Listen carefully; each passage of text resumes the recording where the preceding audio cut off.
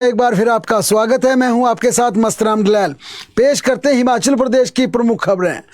आज प्रदेश की राजधानी शिमला के संजौली में कथित अवैध मस्जिद निर्माण के खिलाफ हजारों की संख्या में लोगों ने धरना प्रदर्शन किया। पुलिस पहले से तय इस प्रदर्शन को देखते हुए शहर के चप्पे चप्पे पर पुलिस के जवान पिछली शाम को ही तैनात कर दिए गए थे। दोपहर बाद प्रदर्शनकारी अलग अलग रास्तों से संजौली पहुंचे और हजारों की तादाद में इकट्ठे होकर नारेबाजी करते रहे। पुलिस ने कई जगह बैरिकेडिंग्स भी की, लेकिन प्रदर्शनकारियों ने बैरिकेड्स तोड़ डाले। एक वक्त ऐसा भी आ गया जब पुलिस और प्रदर्शनकारी आमने सामने आ गए। पुलिस को स्थिति पर काबू पाने के लिए लाठी चार्ज तक करना पड़ा। इसके बाद पुलिस ने पानी की बौछारों के लिए प्रदर्शनकारियों पर वाटर कैनन का इस्तेमाल भी किया। पुलिस और प्रदर्शनकारियों के बीच हुई इस झड़प में कुछ प्रदर्शनकारियों के साथ साथ पुलिस कर्मचारी भी चोटिल हुए। प्रदर्शनकारियों की पुलिस के साथ हुई धक्का मुक्की में एक महिला पुलिस कर्मचारी घायल हो गई। घायलों को उपचार के लिए आईजीएमसी में भेज दिया गया। पुलिस के साथ साथ जिला प्रशासन के आला अधिकारी मौके पर रहे। शिमला के एसपी और डीसी आज सुबह ही संजौली में डेरा डालकर बैठ गए थे और दोपहर बाद स्थिति अनियंत्रित होते देख हिमाचल प्रदेश के डीजीपी को मौके पर पहुंचना पड़ा। पुलिस लगातार प्रदर्शनकारियों को समझाने की कोशिश करती रही, लेकिन प्रदर्शनकारी बिल्कुल मस्जिद के करीब जाने की ठान चुके थे। संजौली में पुलिस ने हिंदू जागरण मंच के नेता कमल गौतम को हिरासत में ले लिया। हिंदूवादी संगठनों का दावा है कि उनके 1 दर्जन नेताओं को गिरफ्तार किया गया है। ड्रोन से इलाके की निगरानी रखी जा रही है। ढनल टली के पास आवाजाही बंद कर दी गई है। वहीं प्रदर्शनकारी लगातार पुलिस से लेकर सरकार के खिलाफ नारेबाजी करते रहे, जिसके चलते संजौली में हालात आज करीब 4.5 घंटे के लिए तनावपूर्ण बने रहे। वहीं प्रदर्शन के चलते तनाव की स्थिति के मद्देनजर शिमला जिला प्रशासन ने शहर के सभी स्कूलों को सर्कुलर जारी कर दिया। स्कूलों से कहा गया कि अभिभावकों के स्कूल पहुंचने के बाद ही बच्चों को छोड़ा जाए और यह भी कहा गया जब तक स्थिति सामान्य नहीं होती स्कूलों में छुट्टी ना दी जाए। अभिभावकों को बच्चों के स्कूल ले जाने के लिए आज पूरा दिन कड़ी मशक्कत करनी पड़ी और इस धरने प्रदर्शन के चलते कई अभिभावक उस तरफ फंसे रहे और उन्हें इस बात की चिंता थी कि बच्चे क्यों नहीं छोड़े जा रहे, क्योंकि जिस प्रकार का आज शिमला में माहौल बना था थोड़ी चिंता वाली बात थी। जाहिर तौर पर डिस्ट्रिक्ट एडमिनिस्ट्रेशन ने संजौली क्षेत्र में धारा 163 लागू की थी। इसके चलते सुबह 7 बजे से लेकर आज रात 11:59 तक संजौली क्षेत्र में 5 या इससे ज्यादा लोगों को इकट्ठा होने, हथियार लेकर चलने की अनुमति नहीं है। पुलिस ने बीती रात को भी संजौली में शांति बनाए रखने के लिए फ्लैग मार्च निकाला था। वहीं प्रशासन द्वारा सरकारी और प्राइवेट स्कूल, बाजार पूरी तरह से खुले रखने के आदेश जारी किए थे। लाउडस्पीकर के इस्तेमाल पर प्रतिबंध लगाया गया था। संजौली में उग्र प्रदर्शन, लाठी चार्ज मामले के बाद हिमाचल के सभी पुलिस अधीक्षक को अलर्ट जारी कर दिया गया, क्योंकि अब यह भी अंदेशा कि क्या दूसरे प्रदेश के दूसरे जिलों में इस प्रकार के प्रदर्शन न हो। मुख्यमंत्री सुखविंदर सिंह सुक्खू पूरा दिन आज इस घटनाक्रम पर नजर बिठाए थे। उन्होंने तमाम पुलिस अधिकारियों, चीफ सेक्रेटरी, उच्च अधिकारियों से फीडबैक भी लिया और ये डायरेक्शनें भी दी कि इस प्रदर्शन को शांतिपूर्वक तरीके से हैंडल किया जाए, किसी को चोटिल न किया जाए, किसी को नुकसान नहीं होना चाहिए। और इसी तरह मुख्यमंत्री सुखविंदर सिंह सुक्खू ने आज डीजीपी को भी तलब किया। मौके पर खुद आए आईजी व डीआईजी को वहां पर रहने के लिए कहा गया। आज सुबह 11:30 बजे शुरू हुआ धरना प्रदर्शन करीब शाम 4 बजे तक चलता रहा, यानी 4.5 घंटे तक प्रदर्शनकारी संजौली चौक पर डटे रहे। प्रदर्शनकारी 2 मुख्य रास्तों से आ घुसे, पहला ढनी टनल और दूसरा संजौली चौक। और संजौली चौक में पहुंचने वाले प्रदर्शनकारी 3 रास्तों से प्रदर्शन स्थल पर पहुंचे, जिसमें छोटा शिमला, आईजीएमसी और बाईपास मार्ग शामिल है। प्रदर्शन करने वाले हिंदू संगठनों का कहना था कि हर तरफ उन्हें रोकने का प्रयास किया गया, जबकि उन्होंने पहले आह्वान किया था कि वे शांतिपूर्वक धरना प्रदर्शन करेंगे। और हिंदू संगठन के नेताओं ने यह भी कहा कि अगर सरकार इस तरह का प्रयोग नहीं करती, इस तरह की स्थिति नहीं करती, वे शांतिपूर्वक आकर वे भजन कीर्तन करते, अपना रोष प्रकट करते और वापस घर आ जाते।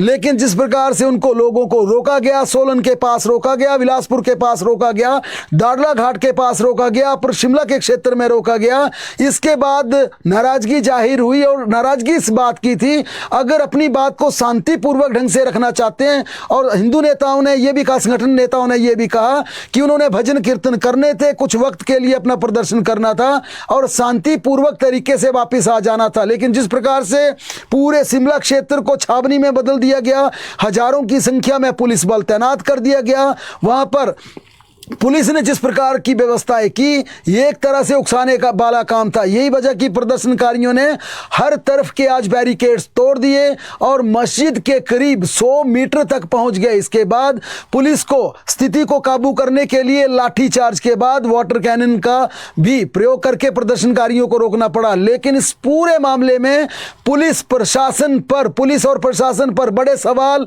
लोगों ने उठाए हैं। उनका कहना है कि पुलिस का इंटेलिजेंस से एक बार फिर फेल हुआ, क्योंकि पुलिस को सूचना ही नहीं थी कि लोग कहां से इकट्ठे हो सकते हैं, लोग कितनी तादाद में आ सकते हैं, और इतनी तादाद में अगर लोगों ने आना था, अगर पुलिस का ये इंटेलिजेंस था, तो इतने कमजोर बैरिकेड्स क्यों लाए थे, वाटर कैनन इतना कमजोर क्यों था, पुलिस के चांग चौबंद के व्यवस्थाएं क्यों थी। लोगों ने यहां तक कहा कि यहां पुलिस के सारे इंतजाम किए धरे इंतजाम फेल हो गए, क्योंकि एक तरफ प्रशासन ने धारा 163 को इंपोज किया था, लागू किया था, जिसमें भारतीय सुरक्षा नागरिक अधिनियम लागू किया गया था। इस धारा के अनुसार 4 से ज्यादा यानी 5 या 5 से ज्यादा लोग एक स्थान पर इकट्ठे नहीं हो सकते थे। लेकिन इसके बाद यह धारा तो लागू कर दी, लेकिन संजौली बाजार को खुला रखने का आदेश दिया गया। यह भी कहा गया कि आमजन की आवाजाही सुचारू रहेगी। यह भी कहा गया कि प्राइवेट ऑफिस खुले रहेंगे, सरकारी ऑफिस खुले रहेंगे, स्कूल खुले रहेंगे, कॉलेज खुले रहेंगे, तमाम संस्थान खुले रहेंगे।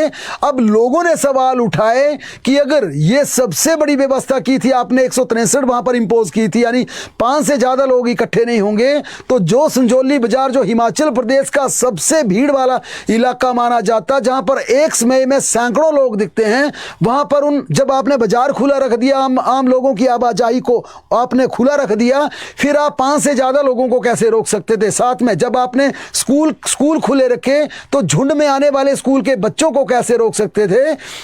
यही वजह है कि यहां पर पुलिस प्रशासन की यह सबसे बड़ी चूक मानी जा रही है, क्योंकि संजौली बाजार खुला रखने के समय हर समय सैकड़ों की भीड़ वहां पर उपस्थित रहती है।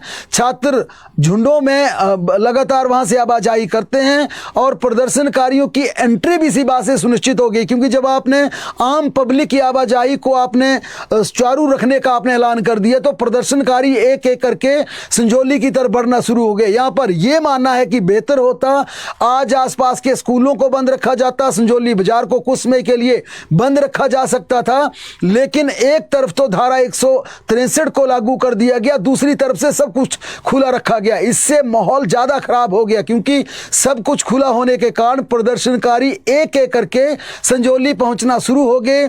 पुलिस प्रशासन की सारी योजनाएं फेल हो गई और आम जन को इसका पूरा खमियाजा भुगतना पड़ा, क्योंकि बुरी तरह से प्रभावित हुए।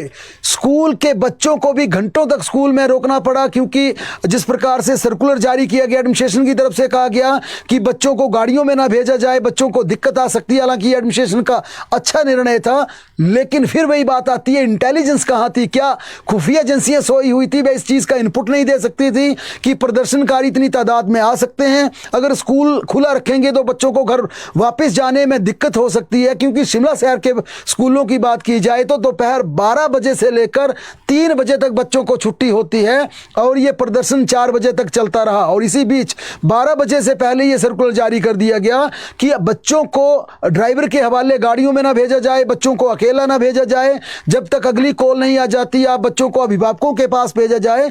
और कई अभिभावकों ने इस बात का भी आज अपना नाराजगी जाहिर की कि जब वे स्कूल में बच्चों को लेने के लिए 12 बजे, 1 बजे, 2 बजे या 3 बजे गए, तब भी बच्चों को नहीं दिया गया, अभिभावकों के पास भी बच्चों को नहीं दिया गया। हालांकि यहां पर स्कूल अपनी जगह बिल्कुल सही थे, बच्चों के साथ कोई अनहोनी घटना हो जाती तो दिक्कत आ सकती थी, लेकिन चूक किसकी है, गलती किसकी है, यह बड़ा सवाल है। अंततः साढ़े तीन बजे के आसपास अभिभावकों को फ़ोन कॉल होने शुरू हो गए, उन्हें स्कूलों में बुलाया गया और इस आधार पर बच्चों को घर भेजने की अनुमति भी दे दी। जब भीड़ को वहां से खदेड़ दिया गया 4 बजे के आसपास, उसके बाद गाड़ियों को भी अलाउ कर दिया, स्कूल गाड़ियों को भी कर दिया गया। लेकिन यहां पर और भी सवाल उठे कि आखिरकार पुलिस के जो बैरिकेड्स थे वो कैसे टूट गए, पुलिस का सुरक्षा का घेरा कैसे टूट गया। इतने दिनों से कसरत की जा रही थी, इतने दिनों से ये रिपोर्ट्स आ रही थी प्रदर्शनकारी वहां पर जमा हो सकते हैं। दूसरा, वाटर कैनन को लेकर भी सवाल उठे हैं कि पुलिस की फायर ब्रिगेड की गाड़ियां तो वहां पर तैनात हो गई, लेकिन पर्याप्त पानी उसमें नहीं था। हालांकि एडमिनिस्ट्रेशन की तरफ से यह कहा गया है कि तेज बौछारें प्रदर्शनकारियों पर नहीं करना चाहते थे, कि वो डायरेक्शन दी थी, सरकार का भी यह पक्ष था कि किसी को चोट ना आए, तेज बौछारें ना की जाएं, इसलिए वाटर कैनन से हल्के पानी का इस्तेमाल किया गया। बहरहाल इस पूरे मामले को लेकर पुलिस का पूरा सुरक्षा घेरा आज टूट गया। लेकिन यहां पर उनके तमाम, कहा जाए तो हिंदू संगठन जितने भी थे, उन्होंने ये कहा कि अगर ये शांतिपूर्वक ढंग से उन्हें प्रदर्शन करने दिया होता तो इसकी नौबत नहीं आती। और उन्होंने ये भी कहा कि अब आगे की रणनीति फिर बनाएंगे और अगला आंदोलन करेंगे तो बड़ा आंदोलन होगा, क्योंकि माना जा रहा है कि अब यहां पर थोड़ी सी नाराजगी उनको जरूर हुई है जिस प्रकार से रोकने का प्रयास किया गया है। लेकिन इससे पहले राज्य सरकार इस विवादित निर्माण पर बड़े फैसले ले सकती है, क्योंकि जिस प्रकार से पिछले कल मुख्यमंत्री सुखविंदर सिंह सुक्खू ने स्ट्रीट वेंडर पॉलिसी लागू करने का ऐलान किया, इसके लिए कैबिनेट की सब कमेटी कंस्टिट्यूट करने की बात कही, विधानसभा की कमेटी बनाने का ऐलान किया गया, सरकारी कमेटी बनाने की बात कही गई। लेकिन अब सरकार जो बड़े फैसले ले सकती है उनमें सबसे पहला, बाहर से आने वाले संदिग्ध लोगों की वेरिफिकेशन, और ये लोग कोई भी हो सकते हैं, किसी समुदाय से जोड़ के ना देखा जाए। इसके अलावा संदिग्ध पहुंचे हिमाचल प्रदेश के साए, शिमला शहर हो, चंबा हो, बिलासपुर हो, धर्मशाला हो, कुल्लू हो, मंडी हो, यहां पर संदिग्ध पहुंचे लोगों को खदेड़ दिया जाए, यहां से बाहर कर दिया जाए। क्योंकि जिस प्रकार से बहरूपिये यहां पर आ रहे हैं और अपनी अलग अलग पहचान बनाकर यहां पर रह रहे हैं, अब सरकार इसके लिए बड़ा ड्राइव शुरू कर सकती है कि किसी भी राज्य से, किसी भी हिस्से से जो संदिग्ध लोग यहां पर आए हैं उनकी प्रॉपर वेरिफिकेशन की जाए। अगर वे संदिग्ध पाए जाते हैं तो पुलिस कानून के दायरे में आकर उनके खिलाफ कार्रवाई की जाए। और सबसे बड़ा जो इस समय टेंशन का मसला बना हुआ है, संजौली का विवादित ढांचा जो कि मस्जिद बनी, जिसकी परमिशन नहीं थी, 5 मंजिला निर्माण बनकर तैयार हो गई, उसके लिए सरकार भी बड़े फैसले ले सकती है ताकि एमसी कोर्ट में उसकी तेजी से सुनवाई हो, तेजी से फैसला आ जाए। क्योंकि सरकार ने यह स्पष्ट कर दिया है कि कार्रवाई जरूर होगी। मस्जिद अगर वहां पर इलीगल होती है तो वह निर्माण ढाया जाएगा, लेकिन सब कुछ किया जाएगा कानून के दायरे में आकर। लेकिन इस पूरे मसले को लेकर सरकार ने आज ही मंथन शुरू कर दिया और माना जा रहा है कि अगले 1-2 दिनों में सरकार बड़े फैसले ले सकती है, क्योंकि आज संजौली के अलावा मंडी, बिलासपुर, धर्मशाला समेत प्रदेश के कई हिस्सों में धरना प्रदर्शन हुए। इस पूरे मामले को लेकर मुख्यमंत्री सुखविंदर सिंह सुक्खू ने पहले स्पष्ट कर दिया कि हर चीज को देखा जा रहा है, शांतिपूर्वक प्रदर्शन पर कोई रोक नहीं है, कोई ऐतराज नहीं है, हम सभी समुदाय का सम्मान करते हैं, कानून किसी को हाथ में लेने की इजाजत नहीं दी जाएगी। मुख्यमंत्री ने यह भी कहा था कि राजनीतिक रंग इस मसले को देना, इस मुद्दे को देना गलत होगा। उन्होंने यह भी कहा कि सदन में कमेटी कंस्टिट्यूट कर दी गई है, स्ट्रीट वेंडर पॉलिसी के पैरामीटर तय कर दिए जाएंगे। इस मुद्दे को लेकर पूर्व केंद्रीय मंत्री अनुराग ठाकुर सिंह ने भी सरकार पर जमकर निशाना साधा। पूर्व केंद्रीय मंत्री ने कहा कि संजौली मुद्दे की गहराई तक जाने की जरूरत है ताकि भविष्य में इस तरह की घटनाओं की पुनरावृत्ति ना हो और आगे के लिए इसे रोका जा सके। हिमाचल प्रदेश के लोक निर्माण मंत्री विक्रमादित्य सिंह ने कहा कि मैं हिंदू हूं और सबसे बड़ा सनातनी हूं, हम सनातन को आगे बढ़ाएंगे लेकिन कानून अपना काम करेगा। उन्होंने कहा कि विवादित ढांचा अगर अवैध होगा तो उसे गिराया जाएगा, लेकिन यह कार्रवाई कानून के दायरे में होगी। दरअसल इस मस्जिद विवाद को समझने की कोशिश कीजिए। यह विवाद 31 अगस्त को शुरू हुआ था जब 2 गुटों के बीच मारपीट हुई थी। एक व्यक्ति के साथ जो स्थानीय वहां पर विक्रेता था उसके साथ मारपीट की, कुछ लोगों ने 5-6 युवाओं ने, विशेष समुदाय के युवाओं ने मारपीट की और उसके बाद स्थानीय लोग नाराज हो गए, बढ़ गए।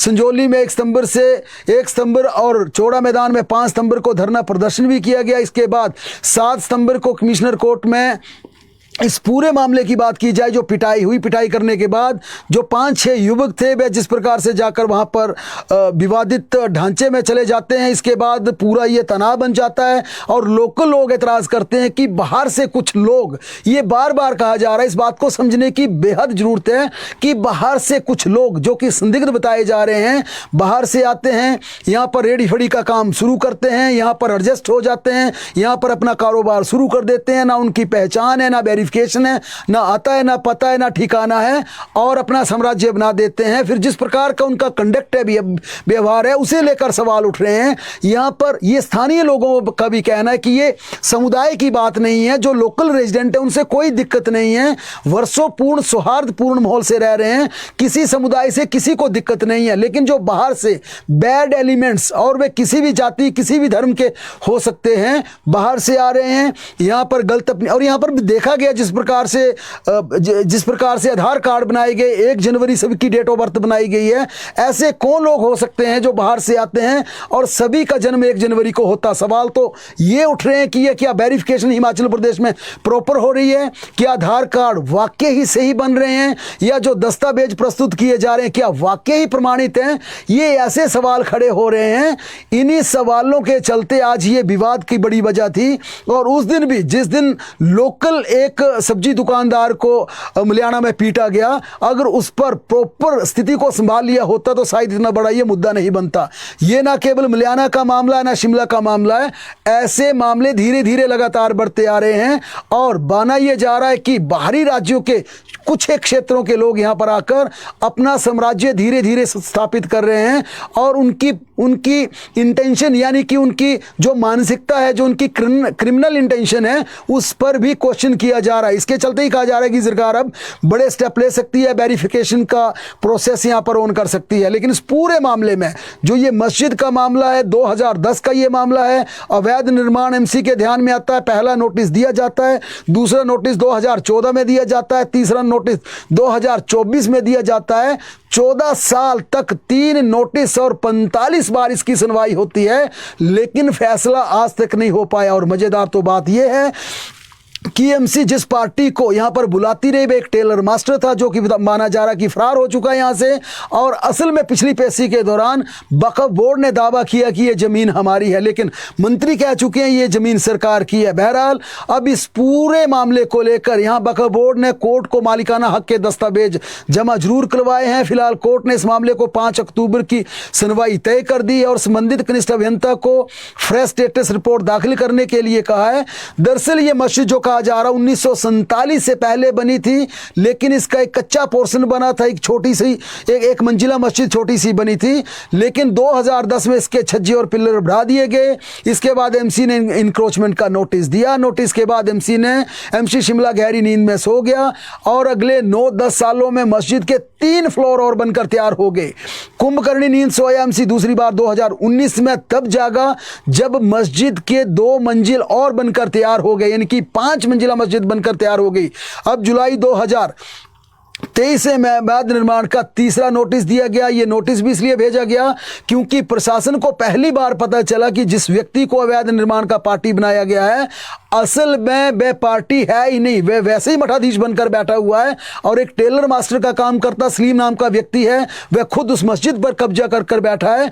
क्योंकि अब वक्फ बोर्ड दावा कर रही है कि यह जमीन वक्फ बोर्ड की है, लेकिन अनिरुद्ध सिंह स्पष्ट कह चुके हैं, विधानसभा सत्र के दौरान उन्होंने कहा था कि संजौली में मस्जिद के कारण लोग आक्रोश में हैं, एक समुदाय विशेष के नए लोगों का रोज यहां आ रहे हैं, क्योंकि ये उन्होंने यहां तक कह दिया था कि रोहिंग्या मुसलमान हो सकते हैं। उन्होंने ये भी कहा कि लोग जानते हैं कि यहाँ पर बांग्लादेश जैसे हालात ना बन जाए। उन्होंने ये भी कहा था कि स्थानीय व्यक्ति अवैध निर्माण करे तो उसे तोड़ दिया जाता है, और संजौली में बिना परमिशन के बहुमंजिला मस्जिद बना दी गई, लेकिन इसे नहीं तोड़ा जा रहा है। जब इसका निर्माण किया गया तो प्रशासन कहाँ सोया था। उन्होंने ये भी कहा कि 6057 वर्ग फीट अवैध निर्माण किया गया, इसका इसका बिजली पानी का कनेक्शन क्यों नहीं काटा गया। उन्होंने यहाँ तक कह दिया कि लोअर बाजार में औरतों का चलना मुश्किल हो चुका है, चोरियां लब जिहाद कराम हो रहा है, इसकी जांच होनी चाहिए। लेकिन उसके बाद 2 दिन बाद फिर अनिरुद्ध सिंह ने ये वक्तव्य अपना सदन में दिया था। उन्होंने कहा था कि इस मुद्दे पर राजनीतिक रोटियां ना सेंकी जाए, इस मुद्दे पर सद्भावना को ना भटकाया जाए, इस मुद्दे पर कोई राजनीति करने की कोशिश ना करें। अनिरुद्ध सिंह ने सदन में कहा था कि इस पूरे मामले को लेकर हिमाचल प्रदेश की सरकार बेहद संवेदनशील है, पूरी निगरानी की जा रही है, प्रॉपर व्यवस्था की जाएगी और यहाँ पर स्ट्रीट वेंडर नीति को भी उसमें बदलाव किया जाएगा, सुधार किया जाएगा ताकि हिमाचली मूल के व्यक्तियों को ही इसका लाभ मिल सके। बहरहाल दूसरी खबरों का रुख करें तो हिमाचल प्रदेश के 688 टीजीटी जेबीटी सीएंडबी शिक्षकों के तबादला आदेश जारी किए गए हैं। मर्ज किए गए स्कूलों से खाली जगहों पर शिक्षकों को नियुक्ति की गई है। इसमें टीजीटी के 70, जेबीटी के 488, सीएंडबी के 50 शिक्षकों को नियुक्ति दी गई है। अब सरप्लस शिक्षकों पर कार्रवाई करने की तैयारी की गई है। शिक्षा मंत्री ने इसकी रिपोर्ट तलब की है। 2500 के करीब स्कूलों में बचे सरप्लस शिक्षक, सबसे ज़्यादा जेबीटी टीजीटी 2000 स्कूलों में सरप्लस टीचर्स हैं। इन सभी शिक्षकों को इसी माह छात्र रेशो के आधार पर स्कूलों में नियुक्त किया जाएगा। इसके अलावा सरकार ने बाहरी राज्यों में सेवाएं दे रहे शिक्षकों का डेपुटेशन रद्द कर दिया है। जिन शिक्षकों ने अपनी स्थायी स्टेशन ज्वाइन नहीं किया उन पर कार्रवाई करने के आदेश शिक्षा विभाग ने जारी कर दिए हैं। हालांकि विभाग की माने तो 5 से 10 शिक्षक बाहरी राज्यों में डेपुटेशन पर बचे हैं, बाकी सबने ज्वाइन कर लिया है। आज हिमाचल प्रदेश हाई कोर्ट ने सेक्शन 70 के मध्य में शिक्षकों के तबादले न करने के आदेश दिए हैं। राज्य सरकार को ये आदेश जारी करते हुए हिमाचल प्रदेश हाई कोर्ट ने कहा कि सरकार अपने आदेशों का सख्ती से पालन करे ताकि तबादलों के मामले में किसी शिक्षक से कोई भेदभाव न हो। उल्लेखनीय है कि हिमाचल प्रदेश हाई कोर्ट ने 3 सितंबर को प्रारंभिक शिक्षा निदेशक के खिलाफ कड़ी टिप्पणी करते हुए चीफ सेक्रेटरी और शिक्षा विभाग के सेक्रेटरी को प्रारंभिक शिक्षा निदेशक द्वारा शिक्षकों के तबादलों में अपनाए जा रहे दोहरे मापदंड से अवगत करवाने के आदेश जारी किए थे। कोर्ट ने शिक्षा सचिव से पूछा था कि क्या वह उक्त शिक्षा निदेशक के इन दोहरे मापदंडों से अवगत हैं। यदि अवगत है तो उक्त शिक्षा निदेशक के खिलाफ कोई कार्रवाई क्यों नहीं की गई। यदि अवगत नहीं है तो उक्त अधिकारी के खिलाफ क्या कार्रवाई की जाएगी। न्यायाधीश अजय मोहन गोयल ने प्रार्थी रमन कुमार द्वारा दायर याचिका की प्रारंभिक सुनवाई के पश्चात ये आदेश पारित किए थे। मामले की सुनवाई के दौरान बताया गया कि कोर्ट के 3 सितंबर को जारी आदेशों के बाद 7 सितंबर को शिक्षा सचिव की अध्यक्षता में उच्च एवं प्रारंभिक शिक्षा निदेशकों की संयुक्त सचिव की उपस्थिति में शिक्षकों के तबादलों को लेकर कुछ आदेश जारी किए गए। इन आदेशों में प्रारंभिक शिक्षा निदेशक को शिक्षकों के मध्य सत्र में तबादले न करने के निर्देश जारी किए गए थे। ये भी निर्देश दिए गए हैं कि बहुत ही जरूरी होने पर संबंधित शिक्षक के तबादले से जुड़ा मामला शिक्षा मंत्री और मुख्यमंत्री के समक्ष जरूरी आदेशों के लिए प्रस्तुत किया जाए। प्रारंभिक शिक्षा निदेशक को यह बताने के आदेश भी दिए गए थे कि 30 जुलाई को तबादलों पर लगाए गए बैन के बाद उन्होंने कितने शिक्षकों के तबादले किए। प्रारंभिक शिक्षा निदेशक के खिलाफ पहले से जारी कारण बताओ नोटिस पर स्पष्टीकरण भी मांगा गया है। सरकार के इन आदेशों के मद्देनजर कोर्ट ने मामले का निपटारा करते हुए तबादलों में दोहरा मापदंड न अपनाने हेतु शिक्षकों से एक सा बर्ताव करने के आदेश दिए हैं। मामले के अनुसार प्रार्थी की नियुक्ति वर्ष 2020 में जिला चंबा के राजकीय माध्यमिक विद्यालय खजुआ बिहाली में बतौर टीजीटी नॉन मेडिकल हुई थी। ट्राइबल क्षेत्र में 3 वर्ष का सामान्य कार्यकाल पूरा करने के पश्चात प्रार्थी ने ट्राइबल क्षेत्र से अपना तबादला हेतु विभाग को प्रतिवेदन दिया था। प्रतिवेदन पर कार्रवाई न होने पर प्रार्थी ने हाई कोर्ट में याचिका दायर की थी। हाई कोर्ट ने याचिका निपटारा करते हुए प्रारंभिक शिक्षा निदेशक को प्रार्थी के प्रतिवेदन पर 4 सप्ताह के भीतर निर्णय लेने के आदेश पारित किए थे। इसके बाद प्रारंभिक शिक्षा निदेशक के प्रतिवेदन खारिज करते हुए कहा कि मौजूदा शैक्षणिक सत्र के मध्य में प्रार्थी का तबादला करना प्रशासनिक और जनहित से वाजिब नहीं है। इस आदेश को प्रार्थी ने फिर हाई कोर्ट में चुनौती दी। प्रार्थी ने कोर्ट को बताया कि प्रारंभिक शिक्षा निदेशक ने भेदभावपूर्ण तरीके से उनके प्रतिवेदन को खारिज किया है। कोर्ट ने मामले से जुड़े रिकॉर्ड का अवलोकन करने के बाद पाया कि उक्त शिक्षा निदेशक ने 1-2 नहीं बल्कि सैकड़ों शिक्षकों का तबादला शैक्षणिक सत्र के मध्य में किया है। मामले की सुनवाई के दौरान बताया गया कि कोर्ट के इन आदेशों के बाद अब प्रार्थी के उपयुक्त तबादला आदेश जारी कर दिए गए हैं। हिमाचल के कॉलेज में मल्टीपल एंट्री एग्जिट कोर्स शुरू होंगे। छात्र यूजी डिग्री के दौरान एक से ज़्यादा डिग्रियां हासिल कर सकेंगे। एचपीयू के कुलपति ने इस बाबत सभी कॉलेजों को आदेश जारी कर दिए हैं। एकेडमिक वेस्ट क्रेडिट सिस्टम लागू करने को भी कहा गया है।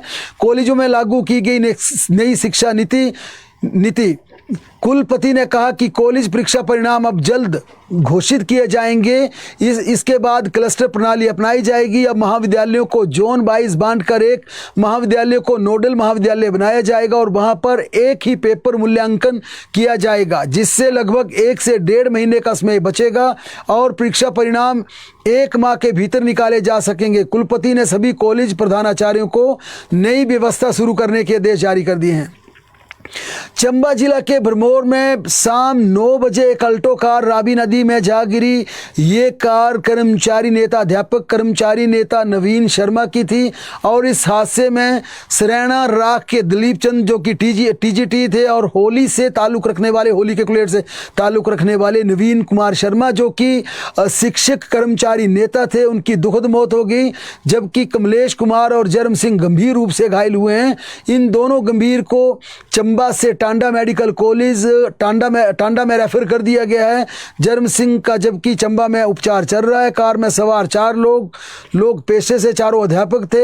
चारों सीनियर सेकेंडरी स्कूल होली के छात्रों की अंडर 19 प्रतियोगिता में शामिल होने के बाद घर लौट रहे थे। इसी दौरान त्यारी पुल के समीप एक घाट के समीप उनकी कार अनियंत्रित होकर सीधी रावी नदी में जा गिरी और इस हादसे पर शिक्षा वर्ग में तमाम शिक्षकों में शोक की लहर है और इसके लिए शोक संवेदनाएं प्रकट की गई हैं।